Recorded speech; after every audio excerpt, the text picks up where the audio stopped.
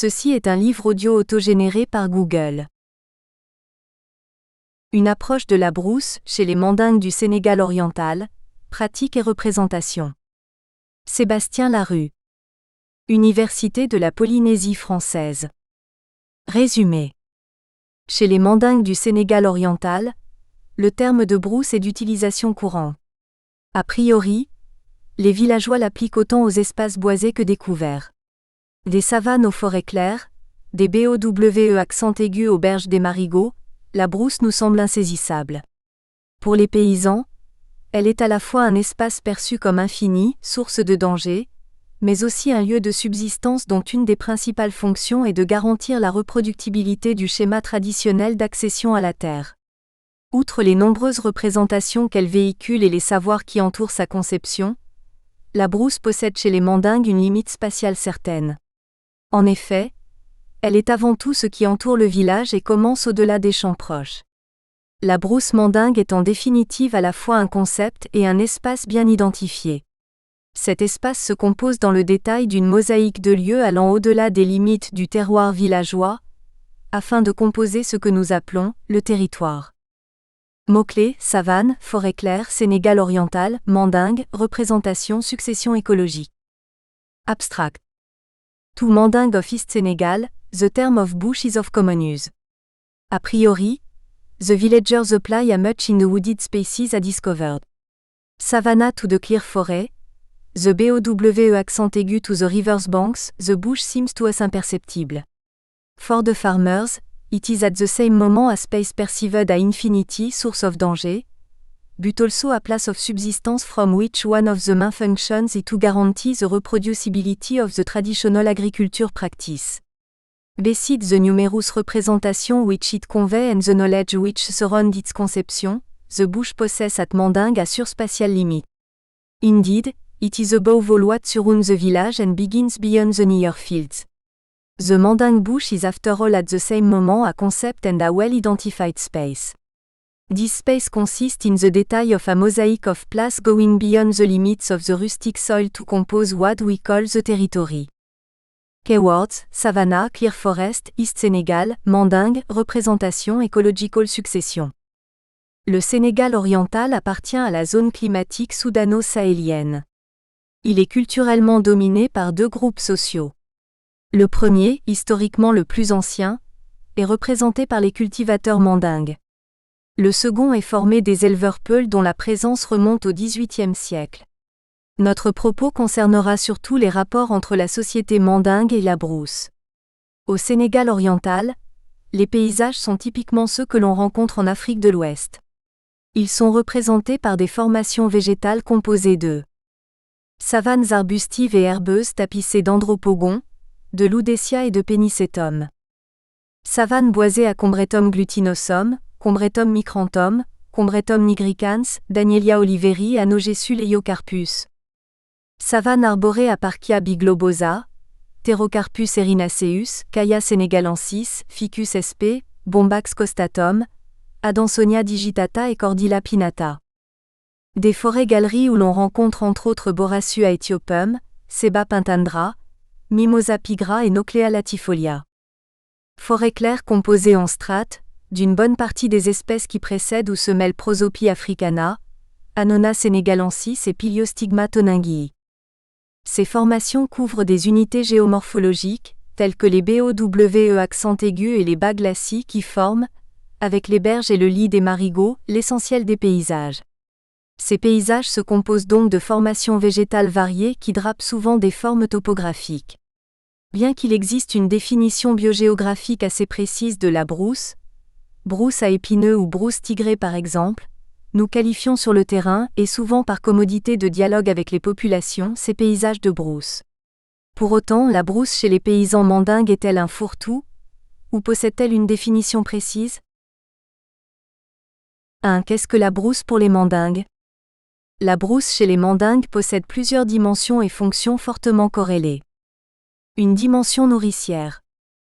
Pour les mandingues, ou Lotu, la brousse, c'est l'endroit en dehors du village où domine Yiridjou, l'arbre. Des arbres qui ont été inventoriés, localisés et jadis étudiés pour en connaître les vertus. Les mandingues se réfèrent à leur aspect, leur dureté, leur couleur d'écorce ou leur texture. Un travail minutieux dont la base a été l'observation à travers le temps. Le fait de nommer l'arbre traduit son appropriation culturelle par la société et la transmission de ses propriétés aux générations suivantes. Comme l'écrit Claude Lévi-Strauss, 1962/15, les populations paysannes qualifiées de primitives ne s'intéressent pas uniquement aux plantes qui leur sont utiles mais à un domaine beaucoup plus vaste. Les espèces animales et végétales ne sont pas connues, pour autant qu'elles sont utiles. Elles sont décrétées utiles ou intéressantes parce qu'elles sont d'abord connues. Lévi-Strauss, Opcite 16. Ceci implique un préalable intellectuel dont Claude Lévi-Strauss, Opcite, considère que le premier stade de cette science n'est pas d'ordre pratique, mais répond à des exigences intellectuelles avant ou au lieu de satisfaire à des besoins. Cette position insiste sur l'expérimentation et l'accumulation des savoirs au fil du temps. La brousse est en réalité le siège de la connaissance. C'est ici que les populations ont appris au cours d'un processus historique à discerner l'utile de l'inutile. Mais si la brousse est un lieu dominé par les arbres, tout ce paysage arboré ne relève pas de la brousse. Tableau 1. Période et partie utilisée des arbres nourriciers en pays mandingue. Une dimension spatiale et paysagère. Chez les mandingues, la brousse est surtout un espace dominé par des formations végétales arborescentes. Néanmoins, et bien que comportant de nombreux arbres, tous les espaces boisés ou arbustifs ne relèvent pas de la brousse. En effet, la brousse ne se résume pas à un ou des paysages arborés mais correspond aussi à une frontière. Si chaque villageois ignore où la brousse finit, on sait par contre où elle commence. La brousse s'étend à partir des espaces situés au-delà des champs proches. Cette considération nous amène à présenter brièvement la distribution spatiale des champs sur les terroirs mandingues. On y distingue habituellement 3 zones. La première, peu étendue, se résume aux champs de cases, petits jardins jouxtant les habitations dans lesquels les femmes cultivent divers légumes et fruits, niébé, oignons, bissap, igname, piment. Ce petit espace de production est essentiellement destiné à fournir des condiments pour les sauces. Il est souvent planté de citronniers ou de jeunes baobabs. On y trouve également Moringa oleifera et d'autres espèces ligneuses dont les fruits ou les feuilles rentrent dans la préparation des plats. Bien que de taille réduite, ces jardins possèdent une fonction importante dans l'alimentation. Les mandingues considèrent que le riz ou le couscous ne peut être consommé sans les sauces traditionnelles. Ce périmètre de petite polyculture est constamment cultivé et fait l'objet d'une grande attention de la part des femmes. Il en est de même du faro, espace humide qui suit le talweg, symbole de divinité féminine liée à l'eau. Le faro cultivé en riz est exclusivement travaillé par les femmes. À la périphérie immédiate des villages, et jusqu'à une distance d'environ 2 à 300 mètres, s'étendent ensuite, plus ou moins régulièrement, des champs cultivés en permanence. Chaque année, cette auréole est cultivée en production vivrière. On y trouve essentiellement du maïs et du mil. Cette zone des champs proches possède de vastes parcelles dénudées en saison sèche mais couvertes de mil, parfois d'arachides ou de maïs en saison des pluies. Cette auréole qui ceinture le village est baptisée Sunkomakunko. Elle est relativement fertile car régulièrement fumée par le package des animaux en saison sèche. Cette fumure permet d'exploiter les terres chaque année sans que le sol s'appauvrisse. Toutefois, la fumure des champs proches mandingues n'atteint pas le degré de fertilité attribué aux champs peuls dont les troupeaux nombreux produisent énormément de déjections. Néanmoins, il est courant de voir en pays mandingue la venue du cheptel peul sur les champs proches en période sèche. Cette coopération entre les peuls et les mandingues permet aux bovins de se nourrir pendant cette saison difficile et de restituer de la matière organique sur le champ mandingue. Avec leur paysage aux allures d'open field, les champs proches ne sont pas pour autant dépourvus d'arbres ou d'arbustes. En effet, bien au contraire, en pays mandingue, les champs proches sont fréquemment piquetés de Parkia biglobosa qui constituent souvent de beaux arbres. Parkia biglobosa appartient à la famille des Mimosacées. En plus de multiples utilisations, il est vecteur d'amélioration agronomique des sols, ce qui explique sa bonne réputation auprès des communautés paysannes. Cet arbre majestueux, au port léger et au feuillage en peigne vert foncé, porte le nom local de netto. Sa hauteur dépasse souvent 15 mètres et ses frondaisons s'étalent très largement. Des branches pendent des inflorescences en forme de pelote rouge suspendues à l'extrémité d'un long pédoncule. Après fructification, elle donne naissance à une poignée de longues gousses fixées à un rachis en forme de massue.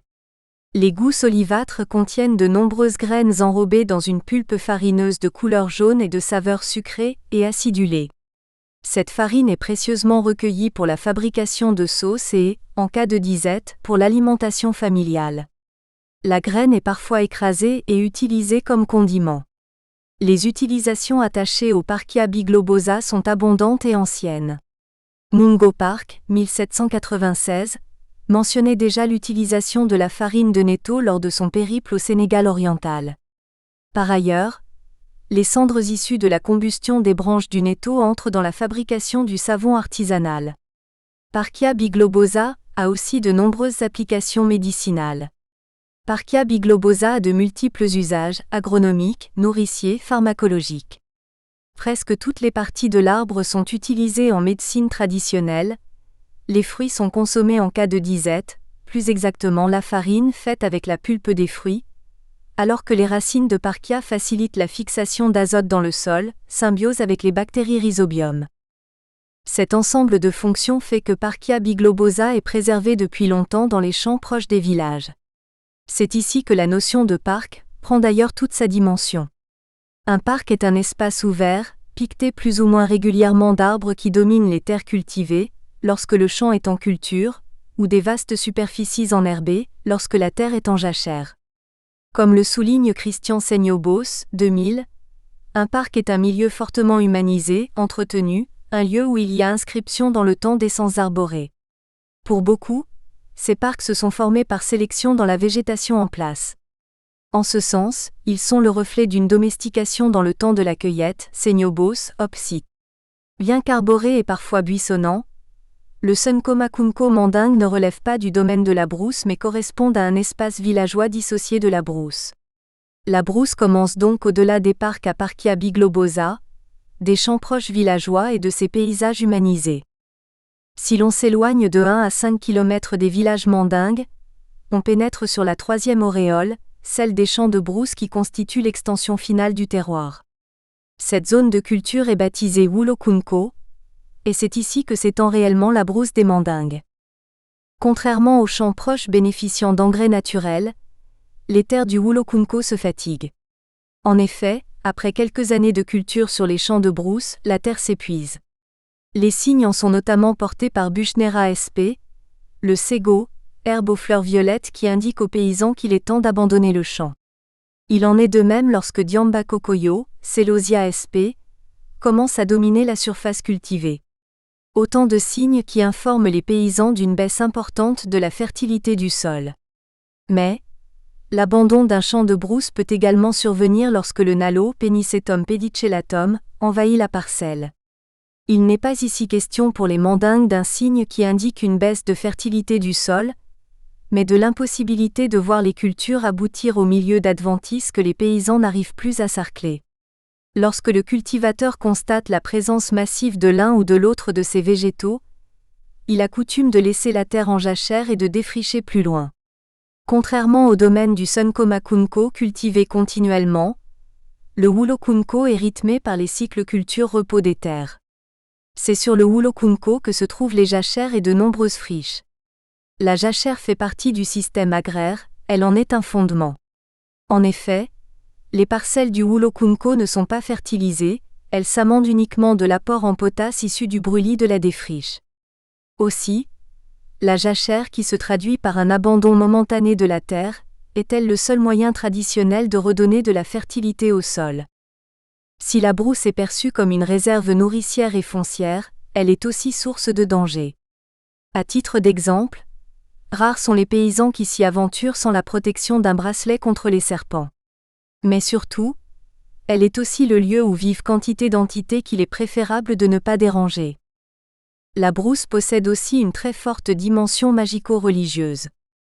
Pour les sociétés paysannes, la terre est la source fondamentale de la vie, le lieu où s'opère la germination des graines, preuve irréfutable de son pouvoir.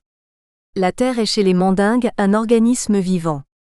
Elle représente une interface entre le réel et le monde invisible, celui des esprits et des ancêtres. Placée au centre des structures sociales, La terre constitue un lien qui unit l'ensemble des communautés humaines, animales ou végétales avec les divinités. Ainsi, domaine des vivants et des morts, la terre assure la continuité entre les mondes. Avant toute occupation humaine, fondation d'un village ou simple mise en culture, les villageois doivent contracter une alliance avec les forces surnaturelles et les descendants des premiers occupants. Ainsi, l'appropriation foncière ne passe pas par un acte notarié, mais par une union spirituelle. Il est des cas où la terre refuse d'être appropriée ou de renouveler le pacte. Le défrichement en brousse est alors prohibé ou suspendu. Certaines terres sont traditionnellement interdites à la culture. C'est le cas bien connu des bois sacrés. On en trouve notamment l'exemple au sud-est de Bantan Kuntu, où un bois rassemble des arbres de 5 à 12 mètres de hauteur. Ce bois est essentiellement constitué de Piliostigma toningui, Combretum glutinosum, Lanea velutina, Ficus sp. Et Pterocarpus erinaceus. Ainsi, l'appropriation de la terre nécessite un pacte qui doit concilier l'homme et les esprits. Cette appropriation peut s'exercer sur une terre non déboisée depuis des temps immémoriaux, sur une jeune jachère, ou encore sur une friche âgée de quelques décennies et fortement boisée. Lorsque la hache du défricheur s'abat sur une ancienne terre, post-culturale ou non, mais fortement boisée, certaines précautions s'imposent. On consulte alors les beyis mandingues, on sollicite leur consentement, on s'en remet au verdict de la graine de K.E. accent aigu moro. La graine de K.E. accent aigu moro, Canavalia sp. Est celle qui éloigne les démons ou au contraire les attire. Son recours est un préalable au défrichement. En effet, il est des situations où la végétation efface la trace de l'homme pour retourner à la nature. Les ligneux reprennent possession du sol, la brousse se réinstalle, se densifie et attire de nouveaux propriétaires. Ces derniers appartiennent au monde de l'invisible, aux puissances qu'il ne faut pas déranger. Le travail nécessaire au défrichement est ici important, mais surtout, le paysan malinqué doit interroger la terre afin de savoir s'il peut ou non défricher. À cette fin, il se procure une graine de K.E. accent aigu moro qu'il plante en fin de journée. Le lendemain matin, la présence ou la disparition du Canavalia sp. Lui donne ou non l'autorisation de mettre la terre à nu. Ce rituel est incontournable à qui ne veut pas déplaire aux esprits de la brousse. Cette graine rouge, qui ressemble à un haricot, possède chez les malinqués un rapport direct avec le monde des esprits. Sa disparition signifie que le sol est possédé, occupé par une entité. Il en découle une interdiction formelle de mettre en culture. Les mandingues parlent parfois de fertilité de la terre, au sujet de l'utilisation de la graine de K.E. accent aigu moro. Dans un premier temps, ce fait nous a amené à penser qu'il s'agissait d'une plante indicatrice du potentiel agricole des sols, la pousse du Canavalia sp. Étant un signe de fertilité. Or, il n'en est rien, et la référence agronomique n'est point ici en question. Ainsi, la brousse est aussi un espace composé d'une multitude de lieux profanes ou sacrés. Elle est en outre morcelée en zones dans lesquelles les groupements monospécifiques d'arbres, un arbre atypique, un bowal ou un marigot sont des repères fondamentaux, frontières entre terroirs villageois, limites parcellaires, zones de culture ou de chasse. En pays mandingue, la connaissance de la brousse est extrêmement complète et mêle utilisation rationnelle, religiosité et représentation. Bien qu'en dehors du village et parfois relativement éloignée, la brousse n'en est pas moins un espace lié aux villageois. Chez les mandingues, tout comme chez les peuls, la brousse n'est pas synonyme de terre vierge, mais d'espace reconquis depuis longtemps par la végétation. Cette position nous paraît essentielle. Elle est un des fondements importants de ce que représente la brousse, un espace d'acquisition des terres dont il faut conserver les ressources. 2. La brousse fait-elle l'objet d'une forme de gestion des terres et des ressources végétales ? La brousse garantit le système traditionnel d'accès à la terre. Comme beaucoup de civilisations agraires d'Afrique noire, la société mandingue accorde une place essentielle aux fonctions de la terre. Ainsi, dans l'univers traditionnel, le sol relève de la plus grande complexité et la brousse en constitue la réserve. Dans le système traditionnel mandingue d'appropriation foncière, l'occupation des terres ne s'appuie pas sur des registres et des signatures. Les notions de droit de propriété qui nous sont familières, ou d'usufruitier, de mise en valeur, sont loin des logiques d'acquisition ou d'occupation des terres définies par la coutume. Ces logiques traditionnelles relèvent de deux principes fondamentaux, celui de la découverte et de la conquête. La découverte est l'acte premier qui consacre l'occupation d'une terre.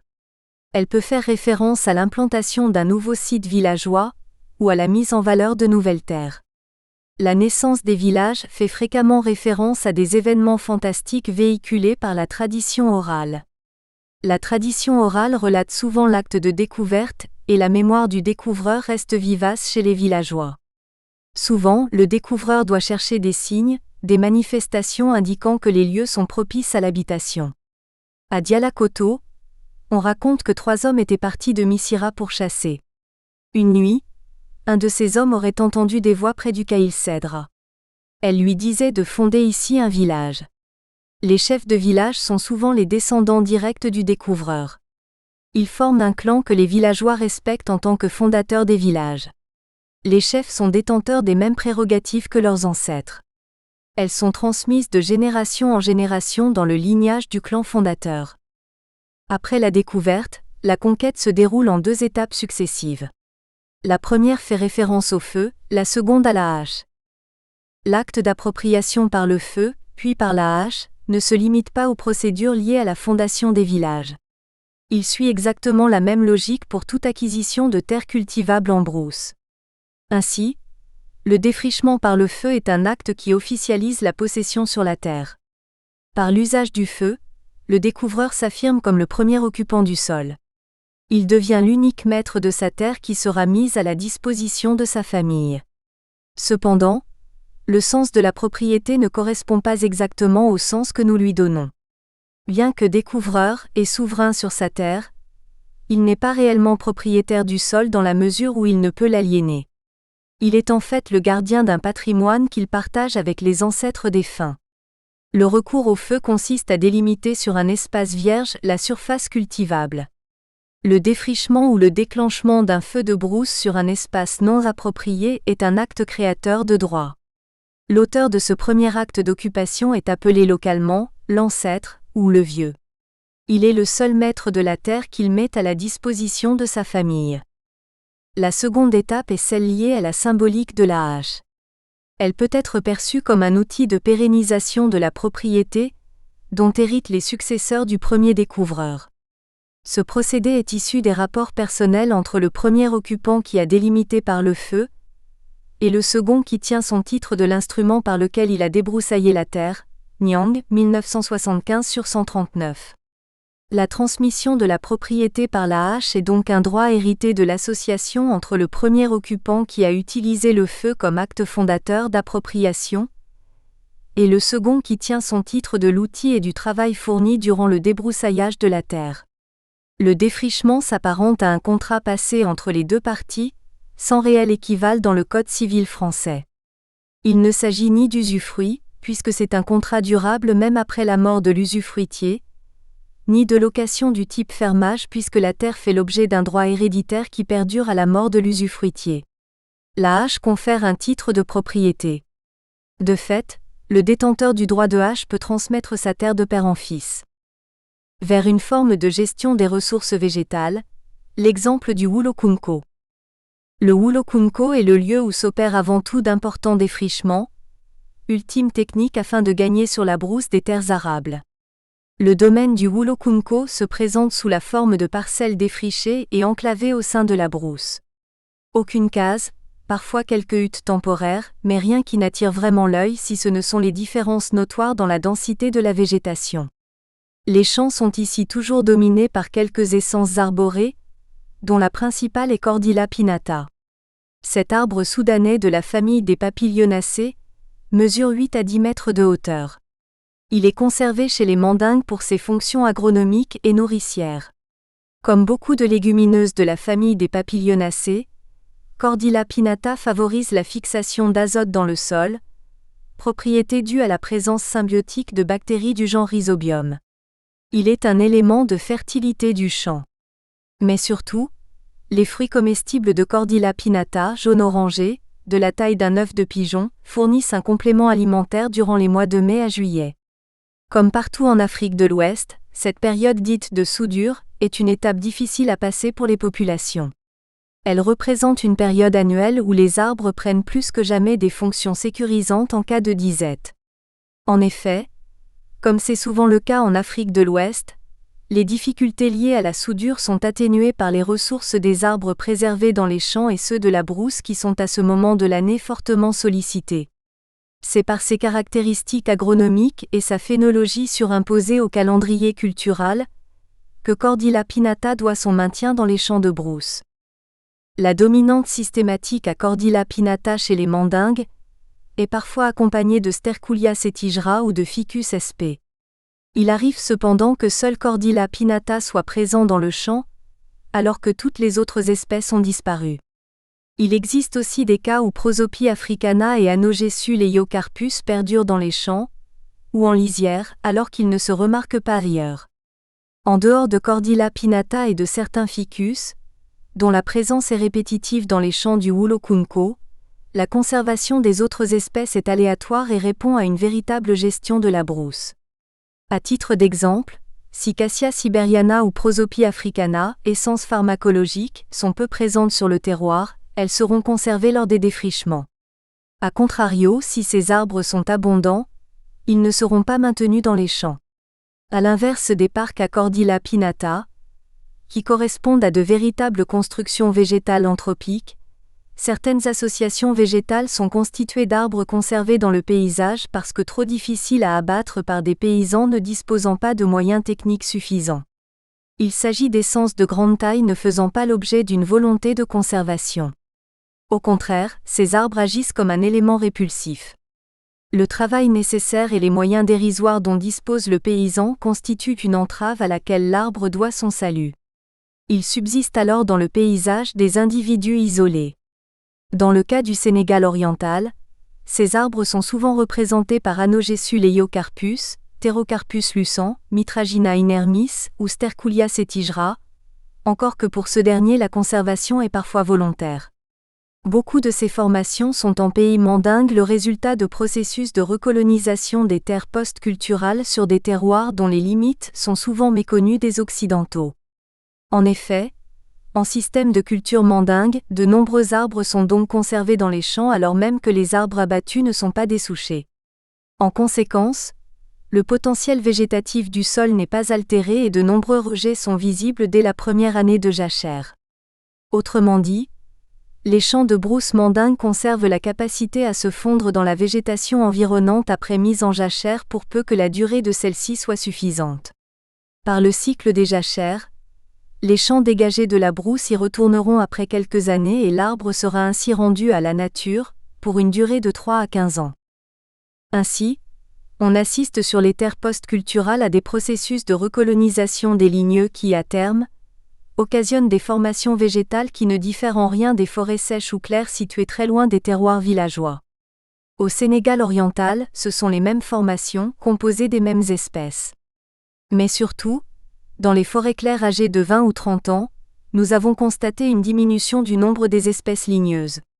En d'autres termes, sous système agraire mandingue, il y a plus de diversité ligneuse sur des terres post-culturales âgées de 10 à 15 ans que dans des formations non défrichées depuis plusieurs décennies.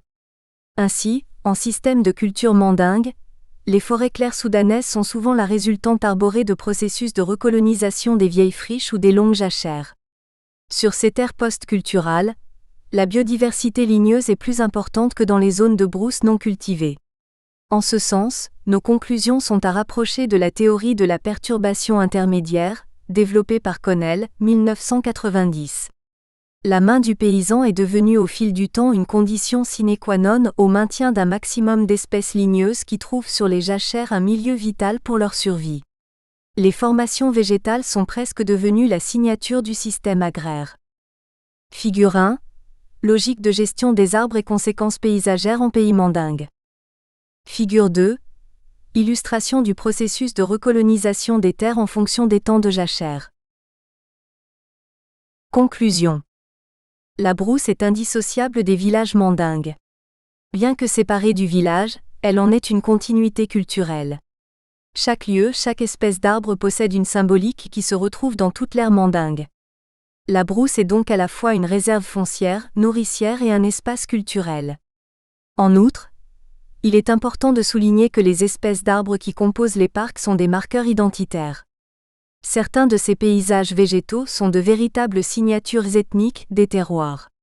Au Sénégal oriental, partout où les terres sont piquetées de dougouto, Cordilla pinnata, nous sommes sur des terroirs mandingues. À l'inverse, lorsque Pterocarpus erinaceus domine le paysage, ce qui est fortement le cas entre le fleuve Gambie et la ville de Tambacounda, nous pénétrons dans le monde Peul. Les parcs témoignent en ce sens d'une réelle gestion de l'arbre en fonction de critères agro-socio-économiques spécifiques à chaque société. Ainsi, ces paysages de parcs constituent une passerelle entre les pratiques agricoles, souvent considérées comme dégradantes pour la végétation, alors que cette végétation en est souvent issue, et les formations végétales soudanaises telles que nous les connaissons aujourd'hui. Les espaces du mythe du bush australien, de l'invention du territoire à l'exploitation touristique. Luc Vacher. UMR 6250 liens, équipe agile, Université de La Rochelle CNRS. Résumé. En Australie, le bush est un espace complexe qui se définit par rapport à l'homme plus que par rapport à la nature, un espace aux limites floues dont l'extension variera en fonction des étapes de la prise de possession du pays. C'est le lieu de la légende du bushman, qui incarne la maîtrise des grands espaces australiens tout en définissant de manière contradictoire un territoire aux marges de l'espace contrôlé par le pouvoir. Après avoir incarné l'âme du pays, le bush australien représente, pour un tourisme mondialisé, un espace aux marges du monde occidental, un terrain d'aventure dans le cadre sécurisé d'un pays développé. Cependant, même si les catalogues des voyagistes et les guides touristiques se teintent de l'ocre rouge des pistes de l'outback, une petite partie des visiteurs du pays affrontent l'isolement du bush. Mots-clés: bush, Australie, identité, mythe, territoire, tourisme. Abstract. In Australia, the bush is a complex area which is defined more in relation to men than to nature, a space with blurred boundaries whose extension follows the stage of taking possession of the land. It is the place of the legend of the bushman, which represents the control of great Australian spaces while defining in a contradictory way a territory in the margin of the government-controlled area. After having embodied the soul of the country, the Australian bush represents, for a globalized tourism an area on the edge of the Western world, an adventure playground within the protected framework of a developed country. However, even if the tour operator's catalogue and the tourist guide are colored with the red ochre of the outback tracks, only a small part of those who visit the country confront bush isolation. Keywords: bush, Australia, identity, myth, territory, tourisme. Quand on s'interroge sur la brousse calédonienne, sur l'essence du mot ou sur la nature de l'espace qu'il définit, on en vient assez rapidement à s'interroger sur les similitudes que cette idée présente avec la figure du bush australien. Comme dans le cas de la brousse calédonienne, qui lui a emprunté ses stockmen et ses stations, le bush apparaît rapidement comme un espace dont la définition s'avère plus complexe que ce que l'on pouvait imaginer. Contrairement à ce que pourrait laisser penser une traduction du terme bush en français, taillis, fourré, brousse, le bush ne correspond pas à un espace géographiquement défini par des caractères biogéographiques voire climatiques.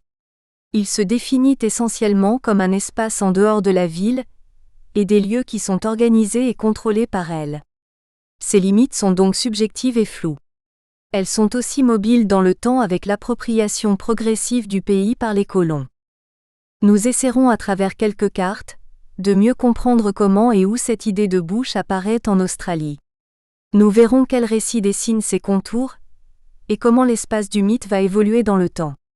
Nous montrerons comment l'idée de bush va devenir un symbole fort de la nation australienne, voire du territoire australien.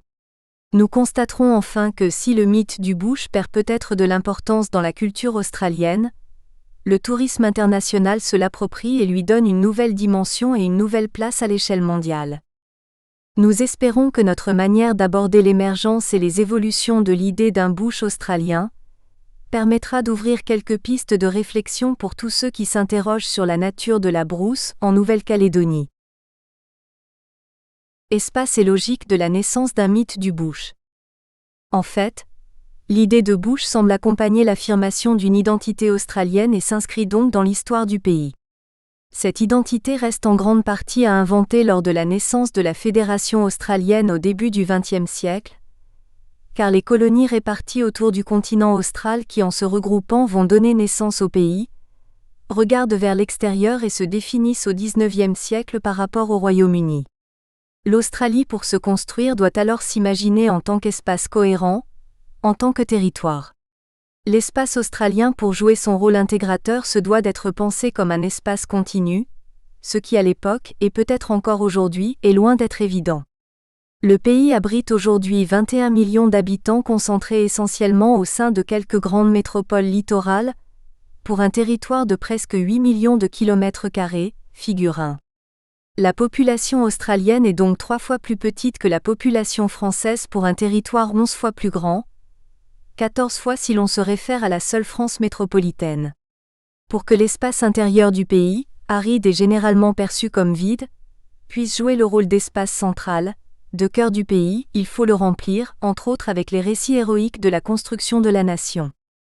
Cela explique pourquoi la prise de contrôle de l'intérieur du pays va tenir une place particulière dans les mythes identitaires australiens.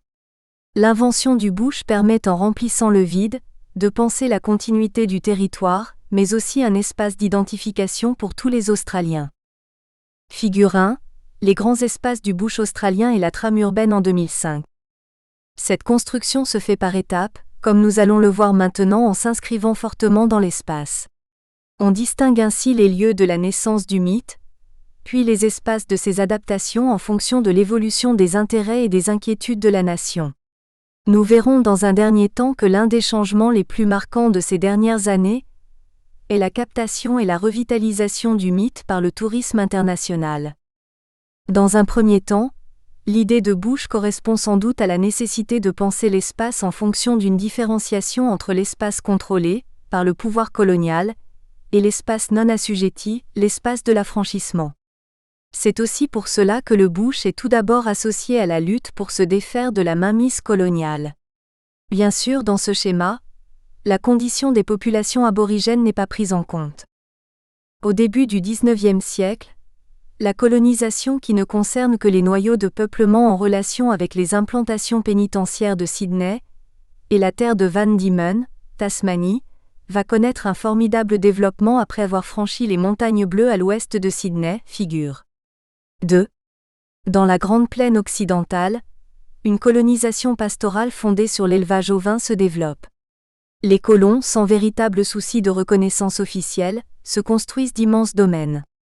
Ceux que l'on va rapidement appeler les squatteurs écrivent les premières pages de ce qui va devenir le mythe du bush. Les découvertes d'or dans le Victoria au début du XIXe débouchent sur de véritables ruées vers l'or à partir de 1951. Le bush devient alors synonyme d'opportunité, et la population des colonies australiennes qui végétaient augmente de manière très forte. Dans ce monde d'hommes vivant dans des conditions souvent rudimentaires et qui affichent un mépris certain pour l'autorité, se développe un esprit caractérisé par des valeurs simples de loyauté et de camaraderie. La figure du bushman émerge. Figure 2. Les espaces de la naissance du mythe du bush en Australie. Dans la deuxième partie du XIXe siècle, des terres situées dans les grands espaces en dehors des périmètres officiels de colonisation et occupées par des squatteurs sont ouvertes à la colonisation.